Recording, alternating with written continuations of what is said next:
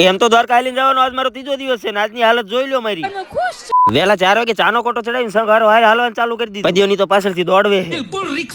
હજી તો બેડી ચોકડી થી માધાપર ચોકડી પહોંચ્યા હતા તો હારે હોતન થઈ ગયા. હોટલ વાળાએ ચાના પૈસા નો લીધા એટલે ટોની હેમી સેવા ચાલુ કરી. કિતને કે ચાય? 10 રૂપિયા પ્લેટ. જેવું તેવું અંજવાળું થયું તો સંઘવાળાએ અમારી માટે સ્પેશિયલ ખજૂર દૂધ બનાવ્યું હતું.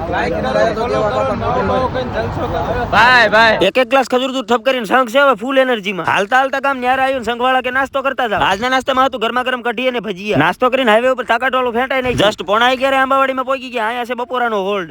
બપોરના 3 વાગે ખરા તડકાનું હલાવવાનું ચાલુ કર્યું. પડદરીઓ ખાલી 9 કિલોમીટર છે. તો પછી હાલતા રહ્યો. કાલ બેન્ડેડ મારવી પડી હતી પણ આજ રૂજ આવી ગઈ. સંઘ હારો હારો એટલે હાલવામાં થોડોક ઉજમ રહે. હાલતા હાલતા પડદરી 2 કિલોમીટર રહ્યું પણ દ્વારકા હજી 202 છે. પડદરી રાત વાસો કરવાનો હોય. હવે તો 2 નથી કપાતું.